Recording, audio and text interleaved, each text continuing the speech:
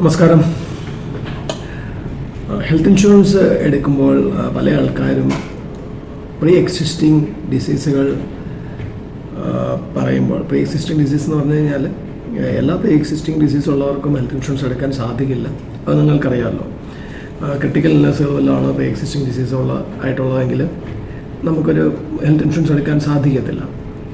എന്നാൽ pre existing ഡിസീസായിട്ട് ഇപ്പം നമുക്ക് പ്രഷർ, ഷുഗർ, കൊളസ്ട്രോൾ അങ്ങനെ ലൈഫ് സ്റ്റൈൽ ഡിസീസ് എന്തെങ്കിലും ആണെന്നുണ്ടെങ്കിൽ അതിന് കമ്പനി നിർദ്ദേശിക്കുന്ന വെയിറ്റിംഗ് പീരീഡ് അക്സെപ്റ്റ് ചെയ്തുകൊണ്ട് നമുക്ക് എന്ത് ചെയ്യാം, പോളിസി എടുക്കാൻ സാധിക്കും. പക്ഷേ പല ആൾക്കാർക്കും ഏറ്റവും ബുദ്ധിമുട്ടുള്ള ഒരു കാര്യമാണ് പ്രീ എക്സിസ്റ്റിംഗ് ഡിസീസുമായിട്ട് ബന്ധപ്പെട്ട ഈ വെയിറ്റിംഗ് പീരീഡ്. കാരണം എന്താണെന്ന് വെച്ച് കഴിഞ്ഞാൽ ചില കമ്പനികൾക്ക് 3 years വെയിറ്റിംഗ് പീരീഡ് ആയിരിക്കും പ്രീ എക്സിസ്റ്റിംഗ് ഡിസീസിന് വരുന്നത്. ചില കമ്പനികൾക്ക് 4 years ആയിരിക്കും വെയിറ്റിംഗ് പീരീഡ് വരുന്നത്.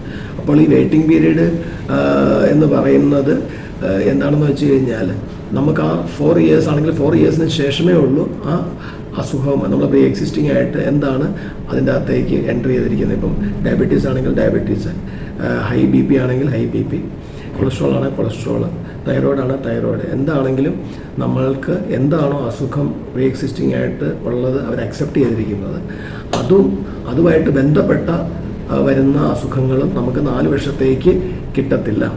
4 വർഷത്തേക്ക് കിട്ടാതെ വരുമ്പോൾ അത് എല്ലാവർക്കും ഒരു വിഷമം ഉണ്ടാക്കുന്ന ഒരു കാര്യമാണ്. അപ്പോൾ എല്ലാവരും ചോദിക്കുന്ന ഒരു കാര്യമാണ്, ഇതിപ്പം എനിക്ക് ജസ്റ്റ് ഇതൊന്ന് സ്റ്റാർട്ട് ചെയ്തേ ഉള്ളൂ, വലിയ കാര്യമായിട്ടൊന്നുമില്ല, ഞാനിപ്പം ഫുഡ് കൺട്രോൾ ചെയ്തൊക്കെയാണ് ഡയബറ്റീസ് മാനേജ് ചെയ്യുന്നത്, അപ്പം മെഡിസിൻസ് ഒന്നും കാര്യമായിട്ട് കഴിക്കുന്നൊന്നുമില്ല, അങ്ങനെയാണെങ്കിൽ പിന്നെ ഇത് കാണിക്കേണ്ട ആവശ്യമുണ്ടോ?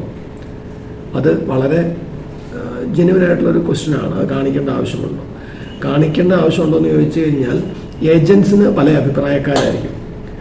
ചിലവർ പറയും നിർബന്ധമായിട്ടത് കാണിക്കണം, അല്ലെങ്കിൽ ഇന്ന പ്രോബ്ലംസൊക്കെ വരും, അത് ഓൾറെഡി ആ ഹെൽത്ത് ഹിസ്റ്ററി കണ്ടുപിടിച്ച് കഴിഞ്ഞാൽ പ്രശ്നങ്ങളാവും, അത് കമ്പനി കണ്ടുപിടിക്കാൻ സാധ്യത കൂടുതലാണ്, അങ്ങനെയൊക്കെയുള്ള പല പല കാര്യങ്ങളുണ്ടാവും. പക്ഷേ ചില ഏജൻസ് പറയും എന്നാൽ പിന്നെ സാറിന് കാണിക്കണ്ടെങ്കിൽ കാണിക്കണ്ട, അത് സാറിന് മാനേജ് ചെയ്യാൻ പറ്റുവാണെങ്കിൽ ഓക്കെ, കുഴപ്പമില്ല. കാരണം ഇപ്പം ഡയബറ്റീസ് ഉണ്ട്, ജസ്റ്റ് സ്റ്റാർട്ട് ചെയ്തതേ ഉള്ളൂ, അപ്പം ഡയബറ്റീസിന് മെഡിസിൻ എടുക്കാൻ ജസ്റ്റ് തുടങ്ങിയതേ ഉള്ളൂ, അപ്പോൾ അത് കാണിക്കാൻ പോയി കഴിഞ്ഞാൽ 4 വർഷത്തെ വെയിറ്റിംഗ് പീരീഡ് എടുക്കേണ്ടി വരും. ഇപ്പം തന്നെ സാറിന് ഇപ്പം 56 years ഉണ്ട്, അപ്പോൾ ഒരു 60 years വരെ ഇതുമായിട്ട് ബന്ധപ്പെട്ട് ഡയബറ്റീസുമായിട്ട് ബന്ധപ്പെട്ട് ഒരു ഹാർട്ട് അറ്റാക്ക് വന്നാൽ പോലും കിട്ടാതെ വരും. അപ്പോൾ അങ്ങനെയാണെന്നുണ്ടെങ്കിൽ അത് കാണിച്ചില്ലെങ്കിലും കുഴപ്പമില്ല, നമുക്ക് അങ്ങനെ മുമ്പോട്ട് പോകാം എന്ന് പറയുന്ന നിർദ്ദേശിക്കുന്ന എല്ലാ ഏജൻസും ഉണ്ടാകും. ഇത് പ്രശ്നം എവിടെയാണെന്ന് വെച്ച് കഴിഞ്ഞാൽ നമ്മൾ പലപ്പോഴും കസ്റ്റമേഴ്സിനൊരു കൺസേൺ കാണും. നമ്മൾ ആശുപത്രിയിൽ അഡ്മിറ്റ് ആയി കഴിഞ്ഞാൽ ഉടനെ നമ്മുടെ ഹെൽത്ത് ഹിസ്റ്ററി മുഴുവൻ ഇവർ ഒത്തിരി ക്യാഷ്ലെസ് ഹോസ്പിറ്റലുകൾ ഉള്ളവരാണല്ലോ ഈ ഹെൽത്ത് ഇൻഷുറൻസ് കമ്പനീസ്. അവർ ഈ ഹോസ്പിറ്റലെല്ലാം നമ്മുടെ പേരും ഡീറ്റെയിൽസും അടിച്ചു നോക്കി ചെക്ക് ചെയ്യാൻ സാധ്യതയുണ്ടോ, നമുക്ക് എന്തെങ്കിലും പ്രീ എക്സിസ്റ്റിംഗ് ഡിസീസോ എന്തെങ്കിലും ട്രീറ്റ്മെൻറ്റ്സ് എടുത്താൽ ഹിസ്റ്ററിയോ കിട്ടുമോ എന്നൊക്കെ. പലപ്പോഴും അങ്ങനെ ഒരു പെട്ടെന്നൊരു സെർച്ചൊന്നും നടത്താനുള്ള സാധ്യത വളരെ കുറവാണ് ഇൻഷുറൻസ് കമ്പനിയുടെ ഭാഗത്ത് നിന്ന്. പക്ഷേ എപ്പോഴാണിത് പ്രശ്നമായിട്ട് വരുന്നതെന്ന് നമുക്കൊന്ന് നോക്കാം. പലപ്പോഴും എന്താണ് സംഭവിക്കുന്നത്, ഒരാൾക്ക് പെട്ടെന്നൊരു മേലാഴി വന്ന് ആശുപത്രിയിലേക്ക് എടുത്തുകൊണ്ട് പോകുമ്പം അദ്ദേഹത്തെ കൊണ്ടുപോകുന്നത് ആരായിരിക്കും? ഫാമിലി മെമ്പേഴ്സ് ആരെങ്കിലും ആയിരിക്കും. ഒന്നെങ്കിൽ വൈഫാവാം, അല്ലെങ്കിൽ കുട്ടികളാവാം. അവർ ഹോസ്പിറ്റലിൽ അദ്ദേഹത്തെ അഡ്മിറ്റ് ചെയ്തതിന് ശേഷം വെളിയിൽ ഡോക്ടറുമായിട്ട് സംസാരിക്കുന്ന സമയത്ത് നോർമലി ഏത് മക്കളാണെങ്കിലും അല്ലെ വൈഫാണെങ്കിലും ഈ ഡീറ്റെയിൽസ് പറഞ്ഞു കൊടുക്കാൻ ബാധ്യസ്ഥരാണ്.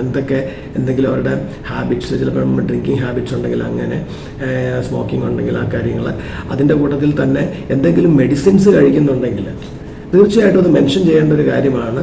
അത് ഡോക്ടറിന് വളരെ ഹെൽപ്ഫുൾ ആകുന്നതുകൊണ്ട് അവർ ഉടനെ തന്നെ പറയും, ഇന്ന പോലെ ഷുഗറിന് പപ്പ മരുന്ന് കഴിക്കുന്നുണ്ട്, ഇത്ര വർഷമായിട്ട് കഴിക്കുന്നുണ്ട് എന്നുള്ളത് പറയും. അത് അദ്ദേഹം റിപ്പോർട്ടിൽ നോട്ട് ചെയ്ത് വെക്കുകയും ചെയ്യും, അല്ലേ? അവരുടെ ഇതിൽ നോട്ട് ചെയ്ത് വെക്കും, കാരണം അവർക്ക് റെഫറൻസിന് വേണ്ടി നോട്ട് ചെയ്ത് വെക്കും. ഇപ്പോൾ ഫോർ എക്സാമ്പിൾ ഒരു ആൻജിയോപ്ലാസ്റ്റി കഴിഞ്ഞ ഒരു വ്യക്തിയാണെങ്കിൽ അദ്ദേഹവും മെഡിസിൻസ് കഴിക്കുന്നുണ്ടാവും. അപ്പോൾ ഇങ്ങനെയൊരു സംഭവം അഡ്മിറ്റ് ആകുന്ന സമയത്ത് ആ ഡീറ്റെയിൽസ് പറഞ്ഞെങ്കിൽ മാത്രമേ ഉള്ളൂ ഡോക്ടറിന് അതിൻ്റേതായ രീതിയിലുള്ള മെഡിസിൻസ് സജസ്റ്റ് ചെയ്യാനും പ്രിസ്ക്രൈബ് ചെയ്യാനൊക്കെ പറ്റത്തുള്ളൂ.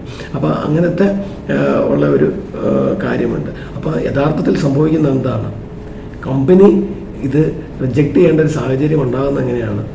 ഇവിടെ നിന്ന് അങ്ങോട്ട് പോകുന്ന റിപ്പോർട്ടിൽ, അതായത് ക്ലെയിം ഡിപ്പാർട്ട്മെൻറ്റിലേക്ക് ഹോസ്പിറ്റലിൽ നിന്ന് പോകുന്ന റിപ്പോർട്ടിൽ എന്തുണ്ടാവും? ഈ റെഫറൻസ് ഉണ്ടാവും. ഡയബറ്റീസിന് മെഡിസിൻസ് എടുക്കുന്ന ആളാണ്, അല്ല IBP മെഡിസിൻസ് എടുക്കുന്ന ആളാണ്. അപ്പോൾ അങ്ങനെ നോക്കുമ്പം സാധാരണ ഹെൽത്ത് ഇൻഷുറൻസ് കമ്പനിക്കാർ എന്ത് ചെയ്യും? അത് വെരിഫൈ ചെയ്യും. എന്ന പോലെ ഡയബറ്റീസ് അതിൻ്റെ ഒരു ഹിസ്റ്ററി കാണിക്കുന്നുണ്ട്. അത് നമ്മൾ പ്രീ എക്സിസ്റ്റിംഗ് ആയിട്ട് എൻട്രി ചെയ്തിട്ടുണ്ടോ, അത് ഡിക്ലെയർ ചെയ്തിട്ടുണ്ടോ? അങ്ങനെ ഡിക്ലെയർ ചെയ്തിട്ടില്ല എന്ന് കാണുമ്പോൾ ഇമീഡിയറ്റ്ലി തന്നെ ഹെൽത്ത് ഇൻഷുറൻസ് കമ്പനിക്ക് എന്ത് ചെയ്യാൻ പറ്റും? ആ ക്ലെയിം റിജക്റ്റ് ചെയ്യാൻ പറ്റും. കാരണം അത് ആരാണ് ആ ഡീറ്റെയിൽസ് കൊടുത്തത്? കസ്റ്റമറോ അല്ല കസ്റ്റമറുടെ ബന്ധുക്കളോ തന്നെയാണ് അത് കൊടുത്തത്. അല്ലാതെ കമ്പനി എല്ലാ ഹോസ്പിറ്റൽസിലും പോയി സെർച്ച് ചെയ്ത് കണ്ടുപിടിച്ച കാര്യങ്ങളല്ല. അപ്പോൾ അതുകൊണ്ട് നമ്മളെപ്പോഴും ചിന്തിക്കേണ്ട ഒരു കാര്യം എന്താണ്? സത്യസന്ധമായിട്ട് ഹെൽത്ത് ഇൻഷുറൻസ് എടുക്കുകയാണെങ്കിൽ വലിയ തലവേദനകളൊന്നും ഇല്ലാതെ നമുക്കിത് മുമ്പോട്ട് കൊണ്ടുപോകാൻ പറ്റും. അപ്പോൾ നിങ്ങൾ ചോദിക്കുന്ന ഒരു ചോദ്യമുണ്ട്, അതിനെന്താ കണ്ടുപിടിച്ചെങ്കിൽ എന്താ, അവരുടനെ അത് നോട്ട് ചെയ്ത് വെക്കുമെന്നല്ലാതെ വേറൊന്നും ചെയ്യത്തില്ലല്ലോ എന്ന് ചോദിക്കാം. അപ്പോൾ എന്താ സംഭവിക്കുന്നത്? അതിൻ്റെ ഒരു ഏറ്റവും വലിയ പ്രശ്നം എന്താണെന്ന് പറയാം. അതായത് നമ്മൾ 4 വർഷമായിട്ട് എടുത്തൊരു പോളിസിയാണെന്ന് വെച്ചോളൂ. 4ാമത്തെ വർഷമാണ് ആശുപത്രി അഡ്മിറ്റ് ആകുന്നത്. ആശുപത്രി അഡ്മിറ്റ് ആയിട്ട് ഇങ്ങനെ ഹിസ്റ്ററി, ഡയബറ്റീസോ അല്ല IBPയുടെയോ ഹിസ്റ്ററി കണ്ടുപിടിക്കുന്നത്. അങ്ങനെ കണ്ടുപിടിച്ച് കഴിയുമ്പം അവരത് നോട്ട് ചെയ്ത് എൻ്റർ ചെയ്യുന്ന എത്രാം വർഷമാണ്? 4ാം വർഷമാണ് എൻ്റർ ചെയ്യുന്നത്. ആ എൻ്റർ ചെയ്യുന്ന ആ വർഷം തൊട്ടായിരിക്കും അവരുടെ വെയിറ്റിംഗ് പീരീഡ് സ്റ്റാർട്ട് ചെയ്യുന്നത്. അതായത് അനദർ 4 ഇയേഴ്സും കൂടെ കഴിഞ്ഞാലേ ഉള്ളൂ ആ വെയിറ്റിംഗ് പീരീഡ് കംപ്ലീറ്റ് ആവുകയുള്ളൂ. പക്ഷേ അദ്ദേഹം പോളിസി എടുത്ത സമയത്ത് തന്നെ അത് ഡിക്ലെയർ ചെയ്തിരുന്നെങ്കിലോ ആ 4 വർഷമായപ്പോൾ എന്താവുമായിരുന്നു? അത് കംപ്ലീറ്റ് ആവുമായിരുന്നു. പിന്നീട് അദ്ദേഹത്തിന് ഡയബറ്റീസുമായിട്ടോ IBP ആയിട്ട് ബന്ധപ്പെട്ട എന്ത് അസുഖങ്ങൾക്കും കിട്ടുമായിരുന്നു. അപ്പോൾ അങ്ങനെയുള്ള ചില കാര്യങ്ങൾ ഇതിൻ്റെ അകത്തുണ്ട്. അപ്പോൾ അതുകൊണ്ട് തന്നെ നമ്മൾ എന്ത് ചെയ്യണം? സത്യസന്ധമായിട്ട് എടുക്കുകയാണെങ്കിൽ, പോളിസി എടുക്കുന്ന സമയത്ത് ഡീറ്റെയിൽസ് എല്ലാം നമ്മൾ എൻ്റർ ചെയ്ത് പോവുകയാണെന്നുണ്ടെങ്കിൽ നമുക്ക് യാതൊരുവിധ ഹെഡേക്സും ഇല്ലാതെ നമുക്ക് ക്ലെയിംസ് സെറ്റിൽഡായി കിട്ടുകയും പ്രോബ്ലംസ് ഒന്നും നമുക്ക് നേരിടേണ്ടി വരത്തില്ല. ഈ ഹെൽത്ത് ഹിസ്റ്ററി കണ്ടുപിടിക്കപ്പെട്ട് കഴിഞ്ഞാൽ നാച്ചുറലി അത് വെയിറ്റിംഗ് പീരീഡിനുള്ളിലാണ് കിടക്കുന്നതെങ്കിൽ തീർച്ചയായിട്ടും എന്ത് സംഭവിക്കാം? അത് റിജക്റ്റഡ് ആവാം, ക്ലെയിംസ് റിജക്റ്റഡ് ആവാം.